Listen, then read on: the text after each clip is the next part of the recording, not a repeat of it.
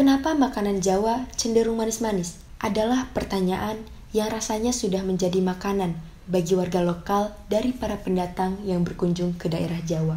Bagaimana tidak? Gudeg, bapia, wingko, yangko, geplak, getuk, jenang, dan makanan Jawa lainnya memiliki rasa yang sama, yaitu manis. Pada zaman penjajahan dulu, masyarakat Jogja, Jawa Tengah, dan Jawa Timur memiliki penghasilan hasil tanam terbesarnya, ialah tebu. Hal itu yang menjadi sebab banyaknya pabrik gula yang berkembang di daerah Jogja, Jawa Tengah, dan Jawa Timur pada masa penjajahan. Dan adanya pabrik gula ini tidak terlepas dari pengaruh kelicikan para penjajah. Sekitar tahun 1825 sampai 1830, pemerintah Hindia Belanda mengalami defisit akibat terkurasnya kepemilikan harta mereka setelah Perang Jawa menghadapi Pangeran Diponegoro. Karena itu, Johannes van den Bosch, Gubernur Jenderal Hindia Belanda pada masa itu, memiliki gagasan untuk melakukan tanam paksa guna membantu ekonomi mereka bangkit dari keterpurukan. Pada awalnya, masyarakat dipaksa untuk menanam nila, teh, kopi, tembakau, dan tebu sebagai 5 komoditi pangan yang diekspor. Namun, hanya tebu yang dapat tumbuh dengan baik di tanah Jawa Tengah dan Jawa Timur.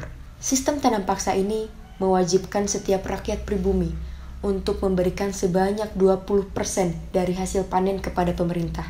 Dan karena nilai ekspornya yang baik, sebanyak 70% lahan sawah diubah menjadi lahan tebu. Dan pemerintah Hindia Belanda menginisiasi pembuatan pabrik gula dan rakyat pribumi semakin gencar diperbudak untuk menumpuk kekayaan mereka. Akibat kurangnya bahan pokok, banyak pribumi atau pekerja tanam paksa yang kelaparan dan tak punya pilihan lain selain memakan tebu. Selain itu, semua olahan makanan juga dicampuri air perasan tebu. Rakyat pribumi tak kehilangan akal. Mereka mencoba membuat makanan yang tahan lama seperti gudeg.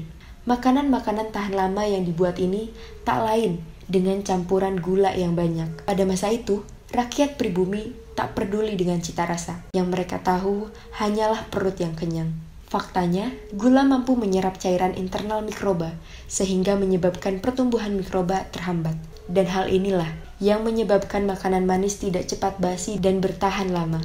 Lalu, tanpa disengaja, makanan-makanan manis ini terus dikonsumsi bahkan mengalami banyak inovasi dari keragaman jenis makanannya. Dan sekarang, terkenallah, makanan-makanan Jawa adalah makanan-makanan yang cenderung manis.